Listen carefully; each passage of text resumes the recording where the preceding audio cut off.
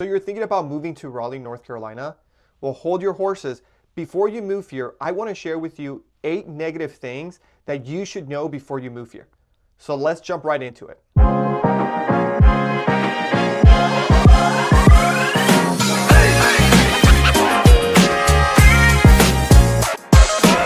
Hey, my name is George Aguilar, and I am a licensed real estate agent here in Raleigh, North Carolina. So before you guys move here, I want to talk to you guys about a couple of the negative things that you should know before moving here to Raleigh.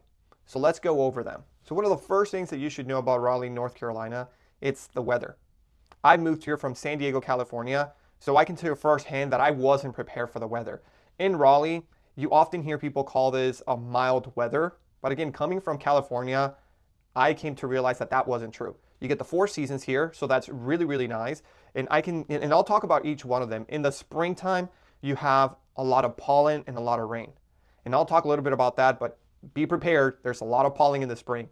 Then you move into the summer months. And now, while the summers are hot and something that we're sort of used to in the West Coast, some months tend to be hot, one of the things that really surprised me was the high percentage of humidity. So aside from being hot, there is humidity. So when you combine those two, you're walking out, taking your kids to the park, you are sweating profusely. So be ready to be sweating in the summer. And in North Carolina, you do need to have clothes to, in accordance to each of the seasons. So I highly recommend that you look into fabrics for the winter and then also for the hotter months. Then you moved into the fall. I would say fall is the best weather. This is very similar to San Diego, 75 to 70 degrees. The leaves change color, very beautiful and scenic. I really, really like the fall.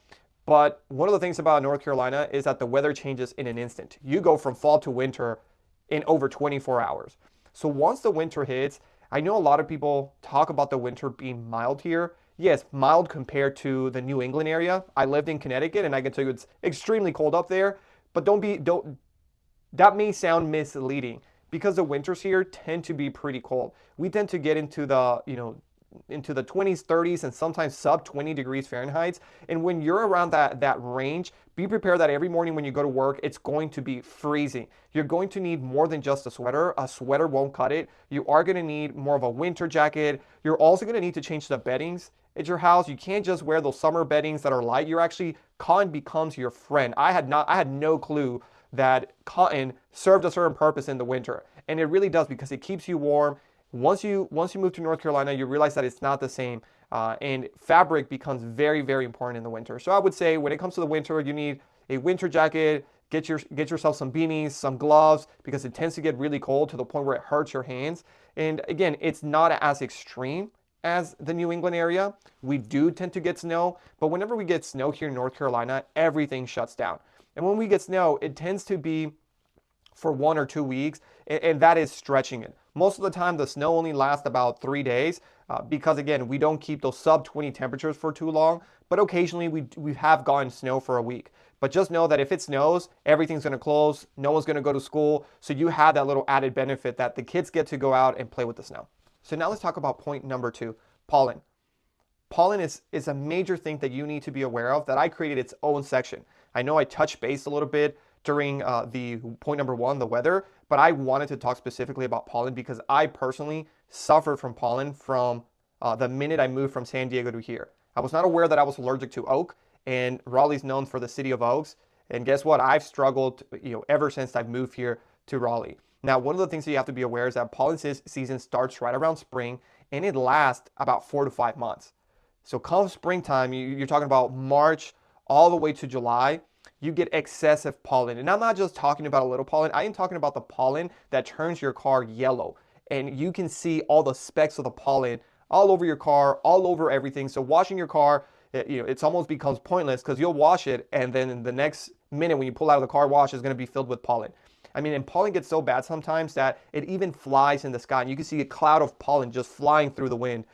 But the most important thing to understand here is that if you are allergic, pollen is very, very heavy here. And then it varies by the month. Sometimes it's oak, sometimes it's grass, sometimes it's, it's different types of trees, different types of flowers. So you have to be very aware about pollen, because I will tell you that, in my particular experience, it becomes harder to think. I get sinuses, my brain gets really foggy, and I have to take medication in order to survive.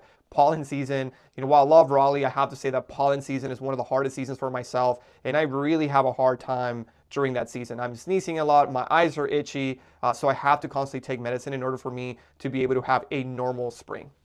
Okay, point number 3 is few professional sports. So while Raleigh is growing and there's a lot of talks about bringing in a major league baseball team, at the moment, we only have the Hurricanes, and this is a hockey team. Now, before coming to Raleigh, I was not a hockey fan. I've never watched a hockey game in my life. But after moving here, I tend to do hockey, and I love hockey now. So I keep up with hockey, and going to a game is phenomenal. Such an amazing experience. There's nothing like watching hockey live. So I definitely recommend that if you move here from another state, go to a hockey game. It's very, very fun, and you'll get to experience something different. But aside from hockey, we don't have anything else. We don't have a basketball team or a football team. The state does have one. You have the Panthers, you have the Charlotte Hornets, but they're over in Charlotte. I mean, you can always go to those games, but they are 2-3 hours away from Raleigh. Not something that you can do on a Tuesday night. So be prepared. As far as professional sports, we don't have an NBA team, a Major League Baseball team, or a football team, but we do have professional hockey. Now, if we're talking about collegiate, we do have Chapel Hill, you have basketball, football program, you have Duke, which is very known, Duke University, which is known for its basketball program, and then you also have NC State University, which is known for its basketball team and its football team. So you do have some collegiate options, and there's a lot of other colleges here nearby, but those are the major 3 that, Duke, Chapel Hill, and NC State University that tend to bring a lot of fans when it comes to the collegiate sports. But as far as professional, we only have hockey. Now, point number 4 is entertainment, things to do. While Raleigh is growing and more activities are coming to the city, I will say that in general, compared to other states or cities like Washington, D.C., San Diego, New York, Raleigh can feel like there's really not a lot of things to do. We don't tend to have a big nightlife. We tend to have some events, but everything's pretty small and very spread, meaning, if you want to go to an event, it might be, in the next town, so it might be 30, 40 minutes over. So as far as things to do, you don't have that much within the city. And even the options within the city are very limited compared to other cities. Now, I will say, though, when it comes to the macro picture as the state of North Carolina, we actually have a lot of activities. We have the mountains that are about 3 hours from Raleigh, and then you also have the beach, which is around 2.5 hours from Raleigh. Now, being from San Diego, where you're accustomed to going to the beach in 15 minutes, 20 minutes, depending on where you are, that doesn't happen here. If you want to go to the beach, it's a great weekend getaway, but if you're not going for the weekend, it's pretty much going to be an all-day thing. You have to drive early in the morning to make sure you get parking, and then on your way back, you leave around 4 p.m. and you get home at 7, 8 p.m. And one of the worst things is having that sandy feeling. Well, you're having that sandy feeling for a really long time. So again, there's a lot of things to do from a state perspective. Now, when you're looking at the city, very limited options. We do have things to do, but again, not as extensive as other major cities. All right, point number 5 is traffic. Again, coming from California, I guess my traffic tolerance is a little higher.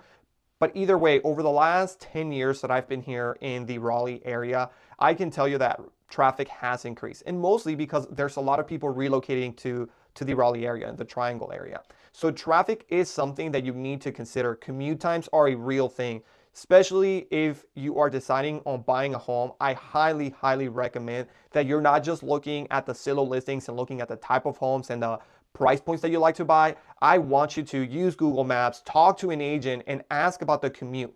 Because a lot of the times what I see from people that relocate here from other parts of the country is that they'll work at the Research Triangle that is around like northwest Raleigh, the Chapel Hill, Durham area, but they live all the way east, for example, in Wendell. So be prepared that those commutes can be 40 minutes to an hour, to the point where lifestyle-wise, you are going to have a really hard time adjusting to being stuck in traffic to go to work and to come back to work. Now, again, if you come from a major city like New York, Washington, D.C., California, you're probably used to the traffic, but just know that the Raleigh area is still growing, and we're starting to run into this traffic. Now, traffic does move. You don't come to a full stop, so traffic is still pretty fluid, and it really just becomes a matter of picking the right time slots to go to work. If you get 30 minutes ahead of traffic, you'll get there with no problem. And if you either leave work a little bit ahead of time or you stay and eat dinner and then head home. You just by avoiding those peak times, which in the morning is around 7:30 to 8:30, and then in the afternoon and then in the evenings it's from 4:30 to 6 p.m. If you avoid those times, you're not going to have an issue getting to work. But again, traffic is increasing, so keep that in mind as you relocate to the area, and most importantly, keep in mind commute times. All right, point number 6 that most people don't consider is how dark the streets are in Raleigh, North Carolina. Coming from San Diego, that was one of the things that really astonished me, was how dark the streets were. In California, we're used to having night lamps pretty much in every street, but here in North Carolina, specifically in Raleigh, the back roads are dark. And what I mean dark is you got to turn on your high beams because you can't see anything. So that is one of the, for most people like myself when I came here, was a little scary driving around night because you have very low visibility. It gets really dark, pitch black, and you're driving through wooded areas. You often hear Raleigh being talked about, these tree-lined streets and highways. But the downside of that is that there's wildlife out there. And one of the things that you have to be aware of is that when you're driving, you have to be aware of deer. There is deer season, and it's often, as often is the case, deer tend to jump out into any street because there's a lot of deer around Raleigh. So when you're driving and it's pitch black, and you have deer that could potentially jump in front of you while you're driving, it becomes one of those things that you tend to avoid driving at night as much as possible. It's still doable, and people from here are very used to it. But again, if you're coming from a major city, that's going to be something that you're going to need to adjust to. It's very beautiful, but at the same time, I personally try to avoid driving really late at night. If I go out somewhere, I want to make sure I'm back home where there's light, because it will take you longer to get back home because it gets really dark. And probably this is something that you notice when you're flying in at night to RDU. You'll notice as you're landing that it's just trees and it's dark. So that's fairly common all across the Raleigh and Triangle area. There are some new subdivisions where they have light, but in general, the streets are very dark. All right, point number 7, wildlife and bugs. So yes, I've talked a little bit about in the previous point, but you do have a lot of deer. So you have to be careful when you're driving at night, because as one of my colleagues told me when I first moved to the area, if a deer jumps in front of your car, hit it. Do not try to avoid it, because if you try to avoid it, and you crash into another car, you crash into a home, and you cause major damage or even take someone's life, it's going to be on you. So yes, deer, there's a lot of deer around Raleigh, anywhere you go, whether it be the highway, whether it be the street, but mostly in those back streets is where you tend to run more into wildlife. So it's something that you need to be careful.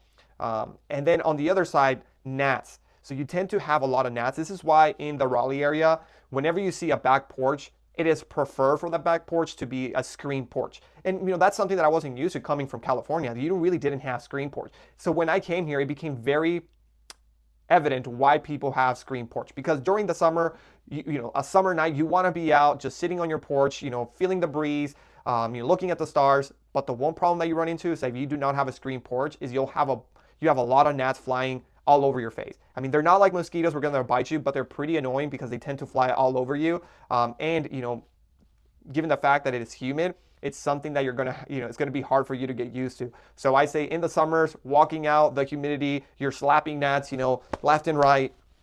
And then if you have a porch, make sure it's a screen porch. Otherwise, you're probably not gonna use it during the summertime. And point number 8 is that in the Raleigh area, there tends to be limited vegan and vegetarian options. So just like any city, the closer you are to city center, you're bound to find options, whether you have a vegan diet, vegetarian diet, non-dairy diet. It's going to be very easy for you to find that in the city center. But as you start moving away from the city center, you run into these small rural towns where all you have is fast food, Bojangles, chicken biscuits, sausages, turkey. So it's going to be very difficult for you, especially when you're traveling to the beach, to find something that you're going to be able to eat. One of the things is when we drive out to the beach, you're 2.5 hours from the beach from Raleigh, and these smaller towns all the way through, before you get to the beach, don't really have any other options. Same thing when you go to the mountains. These smaller towns are not going to have vegan options or vegetarian options or non-dairy options. So if you are moving to Raleigh, be very mindful of this. So when you're traveling, make sure you pack yourself some food, because it's going to be very, very hard for you to find vegan, vegetarian options, non-dairy options as you move outside the city center. So there you have it. These are the 8 negative things that you must know before moving to Raleigh, North Carolina. Now, a lot of these negatives, it's something that you can live with, others may not. But at the end of the day, what I want to do is provide you and be the resource of information, especially from someone that moved from California over to Raleigh, and really note those differences from where you guys are used to living to now moving to Raleigh, North Carolina. Now, if you're interested in relocating or moving to Raleigh, North Carolina, my contact information is below. Feel free to reach out to me, subscribe to my channel, and thank you guys so much for watching.